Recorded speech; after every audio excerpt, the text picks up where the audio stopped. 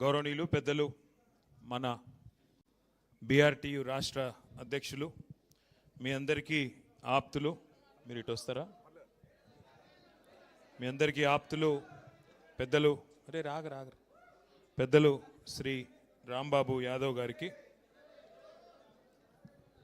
అట్లాగే గౌరవనీయులు రాజ్యసభ సభ్యులు పెద్దలు శ్రీ వద్దిరాజు రవిచంద్ర గారికి గౌరవనీయులు మాజీ మంత్రివర్యులు కరీంనగర్ నియోజకవర్గ శాసనసభ్యులు శ్రీ గంగుల కమలాకర్ గారికి గౌరవనీయులు మాజీ మంత్రివర్యులు పెద్దలు కార్మిక లోకంలో మీ అందరికీ సుపరిచితులు శ్రీనివాస్ గౌడ్ గారికి అట్లాగే సోదరుడు మాజీ శాసనసభ్యుడు శ్రీ జీవన్ రెడ్డి గారు సోదరులు మారయ్య గారు సోదరులు నారాయణ గారు గౌరవనీయులు సంతోష గారు అట్లాగే దానకర్ణాచారి గారు ఇంకా వేదిక పైన ఉన్న సోదరులు నగేష్ గారు చెప్పిన నారాయణ పేరు చెప్పిన నువ్వేందుకు ఆగమవుతున్నావు అట్లాగే ఇందాక రాంబాబు యాదవ్ అన్న చెప్పిన అన్ని సంఘాల నాయకులందరికీ నేను ఒకళ్ళ పేరు చెప్పకపోతే బాగుండదు కాబట్టి వేదిక పైన ఉన్న అన్ని సంఘాల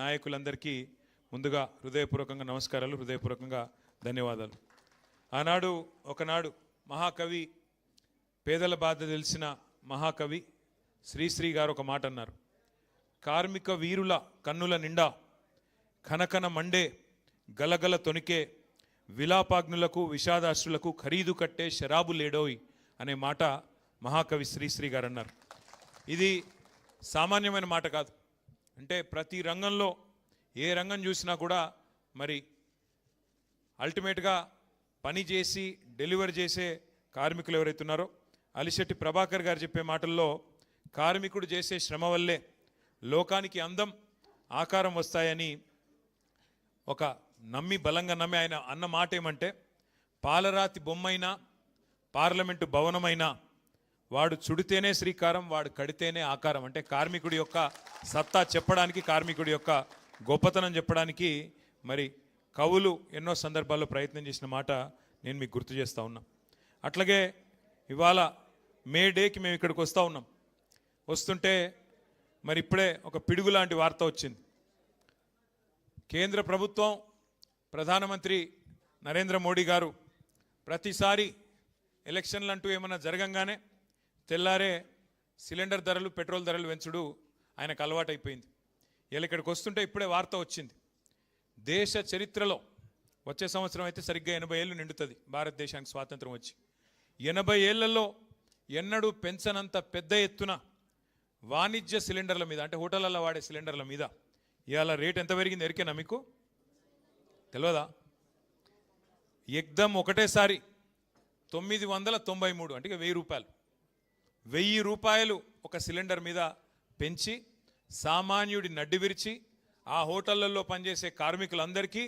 ప్రధానమంత్రి గారు మే డే కానుక ఇచ్చిండు మీ అందరికీ ఏది 1000 రూపాయల సిలిండర్ ధర పెంపు దీనివల్ల ఏం జరుగుతుంది ఏమవుతుంది ఒక్కసారి మీరు ఆలోచన చేయండి హైదరాబాద్లో నిన్నటిదాకా సిలిండర్ ధర 2321 ఇవాళ దాని ధర 3315 ఎన్నడూ ఈ భారతదేశంలో ఇంత పెద్ద ఎత్తున ఎవరు సిలిండర్ ధరలు పెంచలే దీనితో ఇప్పుడు ఏమవుతుంది హోటళ్ళల్లో రెస్టారెంట్లలో పనిచేసే కార్మికులందరికీ దినదిన గండం అన్నట్టు వాళ్ళ పరిస్థితి ఇప్పటికే గ్యాస్ దొరకలేదు అదే యుద్ధం చాలా అయినాక అని చెప్పి చాలామంది హోటళ్ళల్లో తగ్గించిండ్రు రెస్టారెంట్లలో హోటళ్ళలో తగ్గించారు ఏది వండుడే తగ్గింది కానీ ఇవాళ సామాన్యుడు ముఖ్యంగా లక్షలాది మంది పిల్లలు హైదరాబాద్లో బ్యాచిలర్లు ఇక్కడ ఐటీ ఉద్యోగాలు చేసుకుంటూ ఇతర ఉద్యోగాలు చేసుకుంటూ హోటళ్ళ మీద మెస్సుల మీద ఆధారపడేటోళ్ళు ఉంటారు వాళ్ళందరికీ ఇలా ఇబ్బంది వాళ్ళందరికీ మరి ఆహారం ధర పెరిగిపోతుంది అట్లాగే కేవలం వాణిజ్య సిలిండర్లు మాత్రమే కాదు 5 కిలోల చిన్న సిలిండర్ల మీద కూడా ధర పెంచిండ్రు 261 రూపాయలు దాని మీద కూడా పెంచిండ్రు దాంతో ఏమవుతుంది నిత్యావసర వస్తువులు ధరలు అవి మళ్ళీ ఒక్కసారి పెరిగిపోయే ప్రమాదం ఇప్పటికే మీకు తెలుసు రూపాయి విలువ పాతాళానికి పోతా ఉన్నది ఇంకో దిక్కు సిలిండర్ల ధర ఆకాశంలోకి పోతున్నది గతంలో ఒకసారి ప్రధానమంత్రి గారు ఒక మాట అన్నారు అయ్యా మరి 2 కోట్ల ఉద్యోగాలు ఇస్తాన్నావు కదా సంవత్సరానికి మరి ఏవి ఉద్యోగాలు అంటే ఆ రోజు మోడీ గారు అన్న మాట ఏంటంటే పకోడీలు వేసుకుంటూ కూడా ఉద్యోగమే కదా పకోడీలు వేసుడు బజ్జీలు వేసుకుంటూ కూడా ఉద్యోగమే కదా అని మాట్లాడిండు కానీ అలా పకోడీలు వేసుకుందామంటే కూడా వేసుకోలేని పరిస్థితి ఈ సిలిండర్ల ధర పెంచి వాళ్ళని కూడా చావగొట్టిన ఘనత కేంద్ర ప్రభుత్వానికే దక్కుతూ ఉన్నది. అట్లాగే ఇంకొక మాట కూడా మనం ఈ సందర్భంగా విజ్ఞప్తి చేయాలి. ఇది మీకు ఎందుకు చెప్తా ఉన్నా అంటే సాధారణంగా ఎన్నడూ ఏ ప్రభుత్వం చేయలేదు ఇట్లాంటి పని. ఇవాళ ఈ కేంద్ర ప్రభుత్వం చేస్తూ ఉన్నది. ఇప్పటికే ముడి చమురు ధరలు పెంచి దాని మీద సెస్సులని తుస్సులని ఇంకోటని వేసి 65 రూపాయలకు దొరికేదాన్ని ఇప్పుడు దగ్గర 110-125 రూపాయలకు పెంచినారు పెట్రోల్ డీజిల్. దాంతో రేట్లు అన్నీ పెరిగినాయి. మళ్ళీ ఇప్పుడు సిలిండర్ కూడా పెరిగితే సామాన్యుడు బతికేది ఎట్లా? మరి ఇక దేవుణ్ణి నమ్ముకొని దేవుడి మీద భారం వేసి బతకాలన్నా ఏం చేయాలా కేంద్ర ప్రభుత్వం ఆలోచించాలా. మరి ఏ రకంగా పోరాటాలు చేయాలా మనం కూడా ఆలోచన చేయాల్సిన అవసరం ఉంది మే డే రోజు. కానీ ఒకటి మాత్రం వాస్తవం, ఈరోజు కేసీఆర్ గారి నాయకత్వంలో మనం గత 10 ఏళ్ళు ఏ ప్రభుత్వాన్ని అయితే ముఖ్యంగా పేదలకు హితంగా నడిపినాము, ఎక్కడ చూసినా ఉత్తరము, దక్షిణము, తూర్పు, పడమర 4 దిక్కుల భారత కార్మిక విభాగం కలిసి మెలిసి కష్టపడుతూ నిర్మాణం చేసిన అద్భుతమైన నిర్మాణాలు ఇవాళ మీకు కనబడతాయి హైదరాబాద్లో, తెలంగాణలో. 10 ఏళ్ల తెలంగాణ ప్రస్థానంలో రాళ్ళెత్తిన కూలీలకు, రక్తం రంగరించిన కార్మికులకు సదా రుణపడి ఉంటామని చెప్పి శిరస్సు వంచి హృదయపూర్వకంగా మీ అందరికి నేను విజ్ఞప్తి చేస్తా ఉన్నా. ఉద్యమ తెలంగాణలోనూ మీరు మాకు వెంట నడిచినారు, అట్లాగే ఉద్ధృత ప్రగతి ప్రస్థానంలో కూడా మీరు మా వెంట నడిచినారు. మరి ఉజ్వల తెలంగాణలో కూడా మీరు మా వెంట నడవాలని చెప్పి కూడా హృదయపూర్వకంగా మిమ్మల్ని ప్రార్థిస్తూ ఉన్నా. తెలంగాణ సంపద పెంచి దేశం ముందు సగర్వంగా నిలబడే విధంగా మరి నిలబెట్టిన ప్రతి కార్మిక సోదరుడికి సలాం తెలియజేస్తా ఉన్నా. మా జిహెచ్ఎంసి నుండి వచ్చిన మా ఆడబిడ్డలందరూ ఇక్కడ ఉన్నారు. బహుశా నాకు తెలిసి భారతదేశ చరిత్రలో ఏ ముఖ్యమంత్రి గారు కూడా ఈ శ్రమజీవుల విలువని, శ్రమజీవుల వారు చేస్తున్న కాంట్రిబ్యూషన్ను కేసీఆర్ గారు గుర్తించిన వాళ్ళు లేరు. సఫాయి అన్నా నీకు సలాం అన్నా అన్న ముఖ్యమంత్రి బహుశా భారతదేశంలో ఒకే ఒక్కడు మన కేసీఆర్ గారు. కేవలం మాటలతో సరిపెట్టకుండా కేసీఆర్ గారి నాయకత్వంలో జిహెచ్ఎంసీలో బ్రహ్మాండంగా వారందరూ అడగకపోయినా వేతనాలు పెంచిన రోజులు మీకు గుర్తున్నాయని చెప్పే నేను అనుకుంటా ఉన్నా. మరి 2.5 ఏళ్ళు ఏమవుతుందో నాకంటే బాగా మీకే ఎరక. ఇక నేను చెప్పను, మీకే తెలుసు ఏం చేస్తున్నారు, ఏం చేయలేకపోతున్నారు. ముఖ్యమంత్రి గారు మున్సిపల్ మంత్రి ఇప్పుడు, కానీ ఆయన ఏం మాట్లాడుతున్నారు ఎరికేనా? మా హైదరాబాద్లో 5,000 ఆటోలు ఉన్నాయి, వాళ్ళు సాఫ్ సఫాయి చేస్తున్నారో చేస్తలేరో, ఆటోలు తిరుగుతున్నాయో తిరుగుతలేవో నాకు తెలియదు. ఏది ముఖ్యమంత్రి గారు మున్సిపల్ మంత్రి ఆయన చెప్తున్నాడు వాళ్ళు చెత్త తీస్తున్నారో లేదో నాకు తెలియదు. గంత తెలియని పరిస్థితులు ఉండవు ముఖ్యమంత్రి. నాకు అర్థం కాదు, మీరు చేస్తున్న కష్టం కనబడతలేదా? అంటే శ్రమను గుర్తించే ముఖ్యమంత్రికి, గౌరవించే ముఖ్యమంత్రికి, మీ శ్రమ విలువ తెలియని ముఖ్యమంత్రికి తేడా ఏందో కేసీఆర్ గారిని, రేవంత్ రెడ్డి గారిని చూస్తే మీకే అర్థమవుతుందనే మాట కూడా నేను మీకు ఈ సందర్భంగా విజ్ఞప్తి చేస్తూ ఉన్నా. ఇవాళ కేసీఆర్ గారి నాయకత్వంలో మిమ్మల్ని భాగస్వాములుగా చేసుకుంటూ ముందుకు నడిచినాం. మీకు యాదికుండాలి, కరోనా వచ్చినప్పుడు ఎట్లాంటి పరిస్థితి ఉండే దేశంలో, గందరగోళం ఎక్కడికక్కడ. అసలు ఎన్నడూ జీవితంలో చూస్తాం అనుకోని దృశ్యాలు చూసినాం. 100 కిలోమీటర్లు పిల్లను పాపను సంకలెత్తుకొని ఒక సూట్ కేసు మీద కూర్చోబెట్టుకొని, బస్సు దొరకపోతే, రైళ్లు లేకపోతే, లారీలు కూడా బంద్ అయితే నడుచుకుంటూ పోయిన రోజులు ఒక్కసారి గుర్తు తెచ్చుకోండి. కొంతమంది ఇక్కడి నుంచి బీహారు, ఒరిస్సా ఎక్కడెక్కడో 100 కిలోమీటర్లు పోయినారు. ఆ రోజుల్లో మరి భారతదేశంలో అయ్యా మేము మా ఊరికి పోతామంటే కేంద్ర ప్రభుత్వం వారు రైల్లో కూడా ఛార్జీలు పెట్టినారు. రైలు వేసిండ్రు, కానీ ఆ రైళ్ళకు కూడా ఛార్జీలు. భారతదేశంలో ఒకే ఒక్క నాయకుడు కేసీఆర్ గారు ఆ ఇతర రాష్ట్రాల నుంచి వచ్చిన కార్మికులను కూడా కడుపులో పెట్టుకొని చూసుకొని వాళ్ళకు జేబులో ఒక 1000 రూపాయలు పెట్టి, భోజనం పెట్టి, చీఫ్ సెక్రటరీని, డీజీపీని రైల్వే స్టేషన్కు పంపించి వాళ్ళకు జెండా ఊపి మీరు మీ ఊర్లకు వండి బిడ్డ మళ్ళా మెల్లగా తిరిగి రండి, మంచిగా తిరిగి రండి, భద్రంగా పోయి భద్రంగా రండి అని చెప్పి వాళ్లకు ఫ్రీగా రైల్లో పంపించిన నాయకుడు ఒకే ఒక్కడు కేసీఆర్ గారు. ప్రైవేట్ స్కూల్ టీచర్లను కూడా ఆదుకున్న నాయకుడు కేసీఆర్ గారు. ఒక్క మాట గుర్తు తెచ్చుకోవాలని చెప్పి నేను కోరుతా ఉన్నా. హైదరాబాద్లో నాకు చాలామంది మిత్రులు చెప్తా ఉంటారు, అన్నా మేము కరోనా అప్పుడు ఇళ్లలో ఉండిపోయినాం, దగ్గర 2 నెలలు 3 నెలలు ఉండిపోయినాం, బయటికి వచ్చే వరకు కొత్త రోడ్లు కనబడ్డాయన్నా, ఏం చేసిండ్రు మీరు, మీ మున్సిపల్ డిపార్ట్మెంట్ వాళ్ళు కొత్త రోడ్లు, కొత్త ఫ్లైఓవర్లు ఎట్లా పూర్తి చేసిండ్రని అడుగుతుంటారు. ఎట్లా చేసినామంటే తెలంగాణ అంటే ప్రేమున్నోళ్ళం కాబట్టి, హైదరాబాద్ అనే ఈ మన తెలంగాణ కిరీటంలోని ఏదైతే ముఖ్యమైన కోహినూర్ లాంటి వజ్రం ఉన్నదో దీన్ని కాపాడుకోవాలన్న ఉద్దేశంతో, బాగు చేసుకోవాలన్న ఉద్దేశంతో లేబర్ క్యాంపులకు పోయి దండాలు పెట్టి బతిమలాడిన నేను. దగ్గర దగ్గర 10-14 లేబర్ క్యాంపులకు పోయినా నేను ఆ రోజు. అందరు వెళ్ళిపోతున్నారు కార్మికులు. పాపం ఆ రోడ్లేసే రంగంలో పనిచేసే కార్మికులు ఎవరైతే ఉంటారో భవన నిర్మాణ రంగంలో వారు వెళ్ళిపోయే పరిస్థితి, భయపడుతున్నారు. బతుకుంటే బల్సాకు తినొచ్చు, ఈ కరోనా వచ్చింది, మా భార్య పిల్లల దగ్గర పోతామని చెప్పి ఇతర రాష్ట్రాల వాళ్ళు పోతుంటే దండం పెట్టి బతిమలాడి అన్నా పోవద్దని చెప్పి 2 రెట్లు 3 రెట్లు వాళ్ళ జీతాలు పెంచి మళ్ళా మనకి ఇటువంటి మోక దొరకది. హైదరాబాద్లో పనిచేసేందుకు రోజు నార్మల్గా అయితే 5-6 గంటలకు మించి దొరకది, రాత్రి 12 నుంచి పొద్దున 6 వరకే. కానీ ఈ టైంలో మొత్తం అన్ని రోడ్లు ఖుల్లా ఉన్నాయి, మైదాన్ సాఫ్ ఉన్నది, జల్దీ చేద్దామని చెప్పి కాంట్రాక్టర్లను ఒప్పించి మొత్తం వర్కర్లను ఒప్పించి పెద్ద సంఖ్యలో దగ్గర దగ్గర 20-30 కొత్త రోడ్లు నిర్మాణం చేసిన ఘనత మన ప్రభుత్వాన్ని. అయితే వాటికి చెమట చిందించింది ఆనాడు మన కార్మిక సోదరులనే మాట కూడా నేను మీకు గుర్తు చేస్తూ ఉన్నా. వలస కూలీలు కాదు మీరు, అభివృద్ధిలో మీరు మా భాగస్వాములని చెప్పి ఇతర రాష్ట్రాల కార్మికులను కూడా కడుపులో పెట్టుకొని చూసుకున్న ఘనత మన నాయకుడు కేసీఆర్ గారిది. కానీ ఇవాళ ఏం పరిస్థితి ఉన్నది ఒక్కసారి ఆలోచన చేయండి. కాంగ్రెస్ ప్రభుత్వం వచ్చింది, అడ్డగోలు హామీలు ఇచ్చింది. ఆ రోజు కేసీఆర్ గారేమో పొరుగు రాష్ట్ర కార్మికులను కూడా కడుపులో పెట్టుకొని చూసుకుంటే ఇవాళ Srisailam left bank canal SLBC tunnel కుప్పగూలి, సొరంగం కుప్పగూలితే కనీసం అందులో కార్మికుల శవాలను కూడా గుర్తించలేని దుస్థితిలో ఉన్నది ఈ ప్రభుత్వం. కార్మికుల శవాలను కూడా కనీసం వాళ్ళ కుటుంబాలకు అప్పజెప్పలేని దుస్థితిలో ఇవాళ ఈ ప్రభుత్వం, రేవంత్ రెడ్డి గారి ప్రభుత్వం ఉన్నది. అది కుప్పగూలుడు కూడా ఎట్లా కూలింది? ఈ ప్రభుత్వం యొక్క అవినీతి వల్ల, ఈ ప్రభుత్వం యొక్క అసమర్థత వల్ల, కేవలం వీళ్ళ చాతగాంతనం వల్లనే జరిగింది తప్ప ఇంకోటి కానీ కాదు. అట్లాగే సంగారెడ్డి జిల్లాలో సిగాచి అనే పరిశ్రమ, అక్కడ పెద్ద ప్రమాదం సంభవించి మరి దాదాపు 55-60 మందో కార్మికులు సజీవ దహనమైతే పట్టించుకున్న నాదుడు లేడు. ముఖ్యమంత్రి గారు ఒక పత్రికా ప్రకటన మాత్రం ఇచ్చిండు, ₹1 కోటి నష్టపరిహారం ఇస్తా అన్నాడు. కానీ ఇంతవరకు ఒక్క కార్మికుడు కూడా ₹1 రాలేదు. ఇది వాస్తవం. కానీ ఇప్పటి వరకు ఒక్క మంత్రి కానీ ఒక్క ప్రభుత్వంలో బాధ్యుడు కానీ స్పందించిన పరిస్థితి లేదు. కేవలం మాటలతో, కంటి తుడుపు చర్యలతో ఇవాళ సిగాచి మరి వాళ్ళని కూడా పక్కన పెట్టినారు. అన్నిటికన్నా ఘోరం ఏంటంటే వలస వచ్చి బతుకుదేరు కోసం ఇక్కడికి వచ్చిన, నగరానికి వచ్చిన కూలీలు కార్మికుల ఇండ్ల మీదకి బుల్డోజర్లు పంపిస్తున్నాడు. ఇప్పుడే మా శ్రీనివాస్ గౌడన్న యాద్ చేస్తున్నాడు.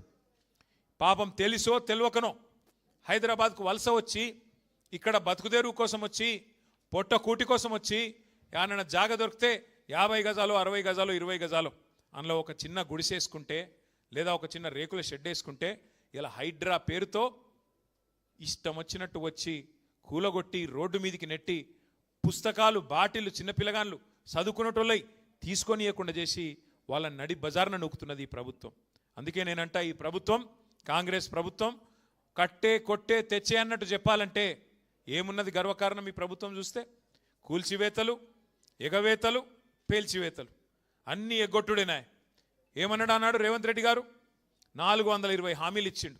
అత్తలకు 4000, కోడళ్లకు 2,500 చెప్పిండా లేదా?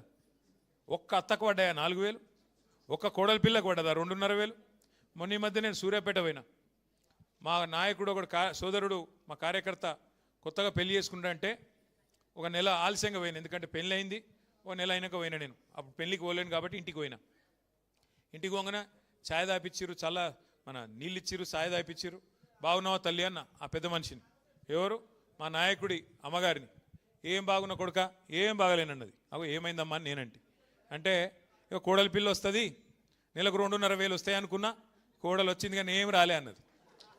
ఇది ఎక్కడ బాధ? నేను కోడలి పిల్లని చూస్తే ఆ పిల్ల ఇంకా గడుస్తున్నది. అత్త నువ్వు కూడా 4,000 వస్తాయి అనుకున్నావు, నీకేమైనా వచ్చినాయా అని ఆమె అన్నది. ఇప్పుడు రేవంత్ రెడ్డి వల్ల అత్త కోడల పంచాయతీలు కూడా మోపోయినాయి. అంటే ఎంత దౌర్భాగ్యపు పరిస్థితి అంటే 100 రోజుల్లోనే 6 గ్యారంటీలు, 100 రోజుల్లోనే మొత్తం చేస్తా. ఎలక్షన్లకు ముందేమో దాన వీర శూర కర్ణ, ఎలక్షన్లు అయిపోయినాకనేమో కుంభకర్ణ. మర్చిపోయిండు. ఆగం. అడిగినాం అనుకో గట్టిగా, ఏమయ్యా రేవంత్ రెడ్డి గారు మరి ఇన్ని నరికితివి కదా, ఆశాలకు 18,000 అంటివి, ఆశ చూపెడితివి, అందరికి ఏమేమో చెప్తివి, ఏమన్నా చేసినావో ఒక్కటన్నా చెప్పు ఏం సంగతి అంటే, ఎంత కండలు తిరిగిన వస్తాదైనా 3 నెలల పిల్లలు పుట్టిస్తాడా? ఇది ముఖ్యమంత్రి నోట్లకెళ్ళి వచ్చే మాటనా? ఇది మాకు తెలియదా? 3 నెలల పిల్లలు పుట్టరని మనకు తెలియదా? ఎవరికి కింద కూర్చున్న వాళ్ళకి ఎవరికి అర్థం కాదా? ముఖ్యమంత్రి నోట్లకెళ్ళి వచ్చే మాట. మరి ఎవడు చెప్పమన్నాడు నిన్ను? 90 రోజుల్లో చేస్తా, 99 రోజుల్లో చేస్తా, బాండ్ పేపర్లు ఎందుకు రాసిరు? జేమ్స్ బాండ్ లెక్క మీ ఆయన చెప్పింది కదా డిప్యూటీ సీఎం, భద్రంగా పెట్టుకోండి కార్డులు, భద్రంగా దాచిపెట్టుకోండి 90 రోజులు. మా వాళ్ళు వస్తారు, ఇప్పుడు ఎడబెట్టుకోవాలి మరి కార్డులు, ఏం చేసుకోవాలి కార్డులు అంటే కమల్ హాసన్ మించిన యాక్టింగులు చేసిరు ఎలక్షన్లకు ముందేమో. ఇప్పుడేమో ఏమైనా అంటే 3 నెలల పిల్లలు పుట్టిస్తారా ఎవడన్నా అని మాట్లాడుతుండు. అయ్యా రేవంత్ రెడ్డి గారు, మాకు కూడా తెలుసు 9 నెలలకు పిల్లలు పుడతారు, కానీ నేను అడుగుతున్నా 3 నెలలు ఎప్పుడో అయిపోయింది, 30 నెలలు పడ్డది. మరి 30 నెలలకు కూడా పిల్లలు పుట్టకపోతే నిన్నేమనాలి మరి? నేను అనలే, సుమా మళ్ళేమనంటే నీ మీద నా మీద కేసు పెడతా. అంటే ఇంత చిల్లర మాటలు, ఇంత లేకి మాటలు బహుశా ఈ భారతదేశ చరిత్రలో ఏ ముఖ్యమంత్రి ఎన్నడూ మాట్లాడలే. గన్ని గలీజు మాటలు. గట్టిగా అడిగినావు అనుకో, ఏమైనా ఆశాలకు జీతం పెంచుతా అంటే ఏం సంగతి అంటే నీ లాగుల తొండలు ఇడిచిపెడతా. రుణమాఫీ అంటివి కదరా నాయన, ఏం చేస్తేవి అంటే నీ గుడ్లు వీకి గోటీలాడతా. గట్టిగా అన్నావు అనుకో, మా ఆర్టీసీ కార్మికులు అపాయింటెడ్ డే ఏమై పాపంగా శంకర్ గౌడ్ పెద్ద మంది చచ్చిపోయిండు, నువ్వు అబద్ధం చెప్పిన దానికి అంటే పేగులు తీసి మెడలు వేసుకుంటా. గివా మాటలు. ఇంకా ఇక ఎంత దిగజారి మాటలు అంటే, ఇప్పుడు నేను అడుగుతా ఒకటి, కష్టపడి పనిచేసే వాళ్ళకు, కష్టపడి పనిచేసే వాళ్ళందరికీ ఒకటి తెలుసు, ఏమిటిది? లోపల మనం వేసుకున్న బనీనికి పొక్క ఉన్నా మీదికెళ్ళి అంగి మాత్రం కడకేసుకొని ఉండాలి. ఎందుకు? బయటికి పోతే పతారి ఉండాలి కదా. బయటికి పోతే ఎవడన్నా మార్కెట్లో మళ్ళీ మనకు గిరాకు ఉండాలి, పతారి ఉండాలి, ఎవడన్నా అప్పించడం ఉంటే అప్పియాలి. కాబట్టి లోపల ఏమున్నా బయటికి మాత్రం మంచి కడకంగి వేసుకొని పోతాం. ఎందుకంటే కుటుంబాన్ని నడిపేటువంటి వ్యవహారం అట్లుంటుంది. బయటికి మంచిగా కనబడితేనే, గట్టిగా కనబడితేనే, దట్టంగా కనబడితేనే ఎవడన్నా విలువ ఇస్తాడు, లేకపోతే ఇయ్యాడు. కానీ నువ్వే స్వయంగా ముఖ్యమంత్రివి, నువ్వే నేను ఢిల్లీ పోతున్నాను చెప్పులు ఎత్తుకపోయే దొంగ లెక్క చూస్తున్నారు.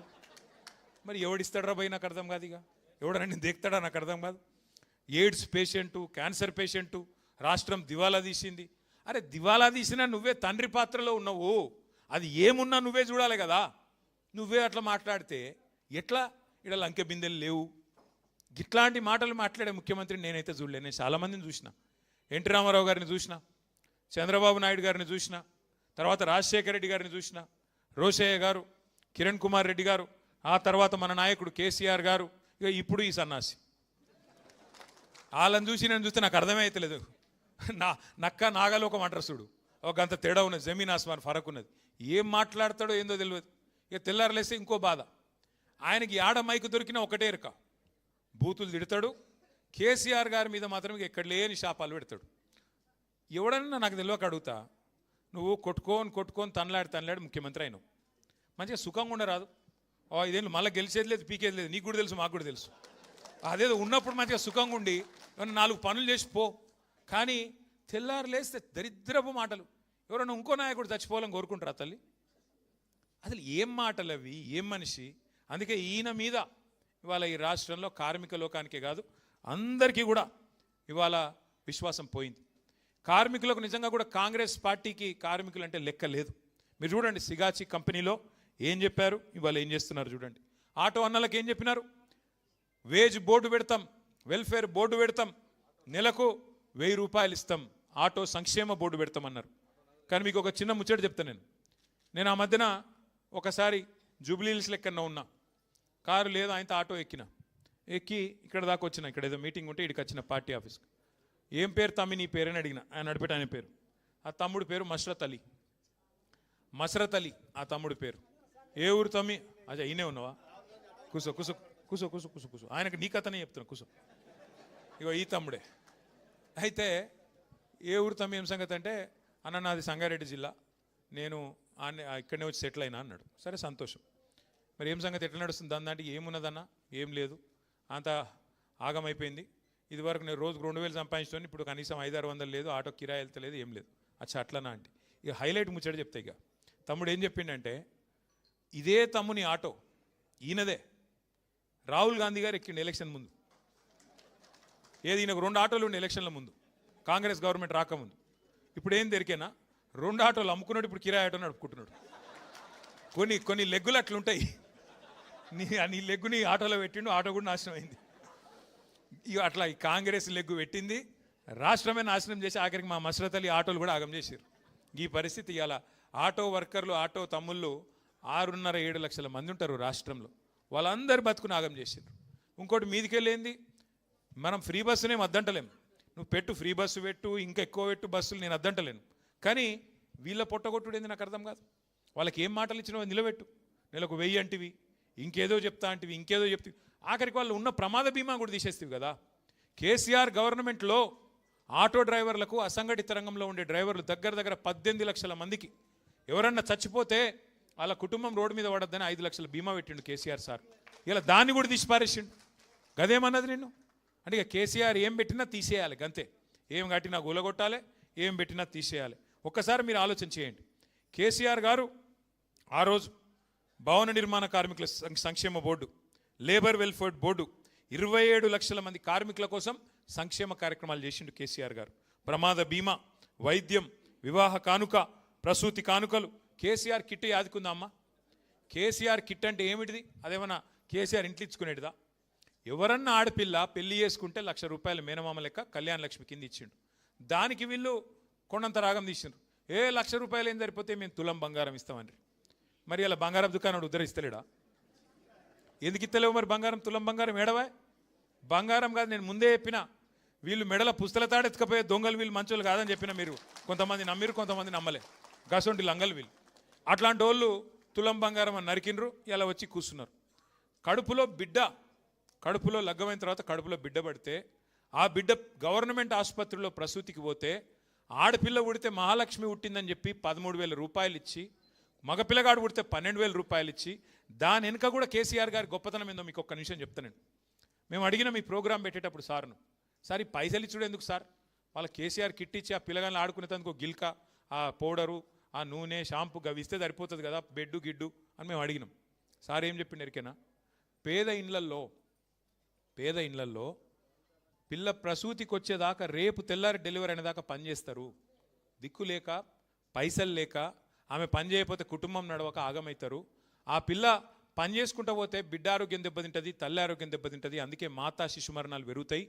ఆ 6 నెలలు పని చేయకుండా నెలకు కనీసం ₹2,000 చొప్పున, ప్రసూతికి ముందు ప్రసూతి తర్వాత, దానికోసం పైసలు ఇస్తున్నా అని చెప్పిండు.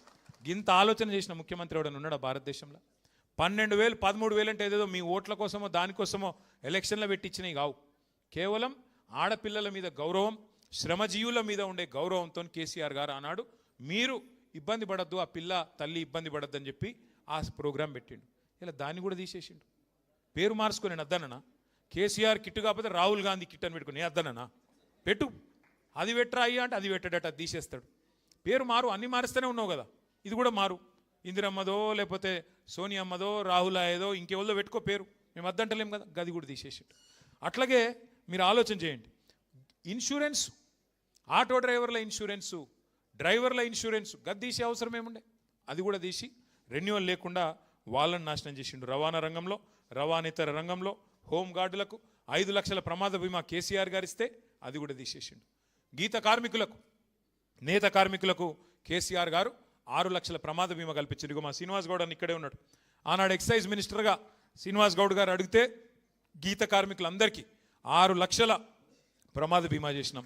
నేతన్నలకు, గీతన్నలకు ₹200 ఉన్న పెన్షన్ 2,000 చేసుకున్నాం. నాయి బ్రాహ్మణులకు, సెలూన్లకు, అట్లాగే మా రజక సోదరుల దోబీ ఘాట్లకు 250 యూనిట్ల దాకా ఫ్రీ కరెంటు వాళ్ళకు కూడా అందజేసినాం. దేశంలో మీరు ఒక్కటి గుర్తుపెట్టుకోండి, ఎర్ర జెండా పార్టీలు కూడా చాలా ఉన్నాయి. త్రిపురలో, కేరళలో, ఇంకా చాలా చోట్ల గవర్నమెంట్కి వచ్చిండ్రు. కానీ ఏ ఎర్ర జెండా పార్టీ కూడా బీడీ కార్మికురాలైన మా ఆడబిడ్డలకు పెన్షన్ ఇచ్చినోడు ఎవడు లేడు. కేవలం ఒకే ఒక నాయకుడు 4.5 లక్షల మంది బీడీ కార్మికులకు పెన్షన్లు ఇచ్చిన నాయకుడు, ₹2,000 నెలకు అందించిన నాయకుడు కేసీఆర్. ఎవరు దరఖాస్తు పెట్టలే, దండం పెట్టలే, ఓట్ల కోసం అబద్ధాలు చెప్పలే. కానీ ఆడబిడ్డలు వాళ్ళ ఆరోగ్యం ఖరాబ్ చేసుకుంటూ మరి కుటుంబాన్ని నడుపుతున్నారన్న ఉద్దేశంతో బీడీ కార్మికురాలకు కూడా పెన్షన్ ఇచ్చిన నాయకుడు కేసీఆర్ గారు. 16 రాష్ట్రాల్లో బీడీ కార్మికులు ఉన్నారు, కానీ ఏ రాష్ట్రంలో ₹2,000 పెన్షన్ లేదు కేసీఆర్ గారు ఇచ్చినట్టు. అట్లాగే రెక్కలు ముక్కలు చేసుకునే మా కార్మిక సోదరులందరికీ ఏదో రకంగా న్యాయం చేసే ప్రయత్నం చేసినాం. మా నేత కార్మికులు, నాది సిరిసిల్ల నియోజకవర్గం, అక్కడ నేతన్నలు ఒక దశలో మన ప్రభుత్వం రాకముందు వారంలో 9 మంది చచ్చిపోయిన పరిస్థితి, ఆత్మహత్యలు చేసుకున్నారు.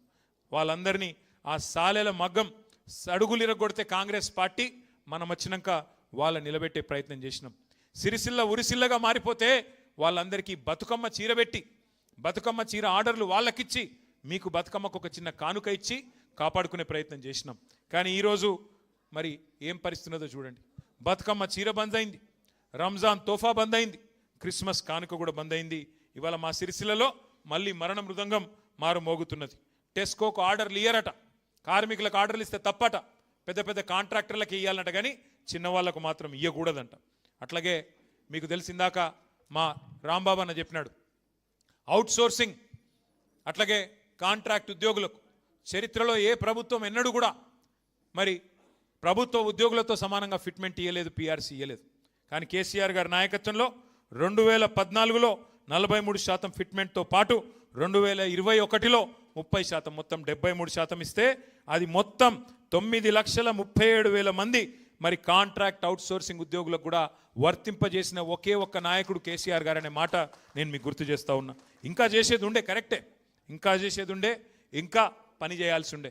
1,500 నుంచి ఆశాలను 9,000 దాకా తీసుకొచ్చినాం, కానీ ఇంకా చేయాల్సి ఉన్న పని ఇంకా మిగిలి ఉన్నది. అట్లాగే సఫాయి అన్నలకి ఇక మీకు తెలిసి నేను చెప్పాల్సిన అవసరం లేదు, చేయగలిగినంత చేసినాం, ఇంకా చేయాలన్న ఆలోచన కూడా ఉండే, కానీ ఈ లోపల మన ప్రభుత్వం పోయింది. ఇవాళ మీరు చూడండి, ముఖ్యమంత్రి గారు స్వయంగా అంటున్నారు, మరి సార్ నువ్వు ఇచ్చినావు కదా మాట ఇచ్చినావు కదా, 18,000 చేస్తా అన్నావు కదా, అందరు జీతాలు పెంచుతా అన్నావు కదా, ఎప్పుడు పెంచుతావు అంటే నా దగ్గర ఏం లేదు, నన్ను కోసుక తింటారా అంటుండు. కోసుక తినేందుకు నువ్వు ఏమిటిది, మామిడికాయవా, సేపువా, ఏం కోసుక తింటారు నిన్ను, నువ్వు పుచ్చిపోయిన పుచ్చకాయవు, ఇంకా నిన్నట కోసుక తినాలన్నట, నన్ను కోసుక తింటారా అంటుండు ముఖ్యమంత్రి. ఎవడన్నా నిన్నారా ఎప్పుడన్నా కిసంటోని? ఉంటే ఉన్నదని చెప్పాలా, లేకపోతే లేదని చెప్పాలా, నాకు శాతనైతే లేదు, నాకు నడిపస్తలేదు, నాకు సంపద పెంచే తెలివి లేదు అని చెప్పుకోవాలి. కాదంటే అది చెప్పే ముఖం లేదు. వెనకటికి ఎవడో ముఖం బాగాలేకపోతే అద్దం బల కొట్టిండట. గట్లున్నది రేవంత్ రెడ్డి కథ. ఏంద్రా అయ్యా నడపస్తలేదు నీకంటే, కేసీఆర్ మొత్తం అప్పుల పాలు చేసిపోయిండు. నీకెన్ని రోజులు చెప్తావు అబద్ధాలు? పార్లమెంటులో కేంద్ర ప్రభుత్వం స్పష్టంగా చెప్పింది, రిజర్వ్ బ్యాంకుని అడిగి, కేసీఆర్ గారు ముఖ్యమంత్రి అయిన నాడు రాష్ట్రం నెత్తి మీద ఉన్న అప్పు 72,000 కోట్లు. కేసీఆర్ దిగిపోయిన నాడు రాష్ట్రం నెత్తి మీద ఉన్న అప్పు 3,52,000 కోట్లు. అంటే కేసీఆర్ చేసిన అప్పు ఎంత? అది మైనస్ చేస్తే 72,000 కోట్లు, 2,80,000 కోట్లు. కేసీఆర్ అప్పు చేసిండు. ఏం చేసిండు? అప్పు చేసి మీ అందరికీ 5 లక్షల ప్రమాద బీమా ఇచ్చిండు. కేసీఆర్ అప్పు చేసిండు, మా జిహెచ్ఎంసీలకు 3 సార్లు జీతాలు పెంచిండు. కేసీఆర్ అప్పు చేసిండు, 1,500 నుంచి ఆశాల వేతనం 9,000కి తీసుకుపోయిండు. కేసీఆర్ అప్పు చేసిండు, 33 జిల్లాలు చేసిండు. కేసీఆర్ అప్పు చేసిండు, 200 పెన్షన్ను 2,000 చేసిండు. కేసీఆర్ అప్పు చేసిండు, 4.5 లక్షల మంది ఆడబిడ్డలకు, బీడీ కార్మికురాళ్లకు 2,000 పెన్షన్ ఇచ్చిండు. ఎస్, కేసీఆర్ అప్పు చేసిండు. మన కరెంటు లేని పరిస్థితి నుంచి, ఇన్వర్టర్లు జనరేటర్లలో ఉండే డీజిల్ గబ్బు నుంచి 24 గంటల కరెంటు, 1,00,000 కోట్లు పెట్టుబడి పెట్టి 24 గంటల కరెంట్ ఇచ్చిండు. ఏం లాభమైంది 24 గంటల కరెంటుతోని? ఏం లాభమైందంటే మా కార్మికులకు బతుకు తెరువు దొరికింది. 3 రోజులు పవర్ హాలిడేస్ కంపెనీలు బంద్ పెట్టుకునే పరిస్థితి నుంచి కావాలంటే 7 రోజులు కంపెనీ నడుపుకునే పరిస్థితికి వచ్చింది.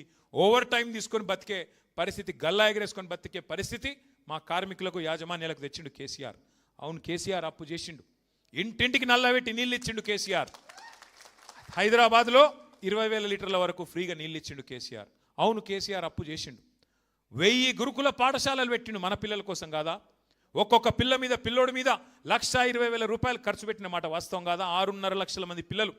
అవును, కేసీఆర్ అప్పు చేసిండు. కాళేశ్వరం అనే ప్రాజెక్టు కట్టి హైదరాబాద్ నెత్తి మీద శాశ్వతంగా కుండబెట్టిండు. 45 లక్షల ఎకరాలకు సాగునీరు తెచ్చిండు కేసీఆర్. అప్పు చేసిన మాట వాస్తవం. ఇన్ని పనులు చేసిండు కేసీఆర్. కలెక్టర్లను తెచ్చి మీ ఇంటి ముంగట కూర్చోబెట్టిండు, మీ జిల్లాలలో ఎస్పీలను తెచ్చి మీ కాడ కూర్చోబెట్టిండు. వాళ్ళకు అధునాతనమైన బిల్డింగులు కట్టిండు. ఇలా ఒక అద్భుతమైన సెక్రటేరియట్, ఒక వెనుకనే పోలీస్ కమాండ్ కంట్రోల్ సెంటర్, అక్కడ టీ హబ్, ఇట్లాంటి ఎన్నో బిల్డింగులు, 1-2 కాదు, ఇన్ని కట్టుకున్నాం కేసీఆర్ గారు 9.5 ఏళ్లలో.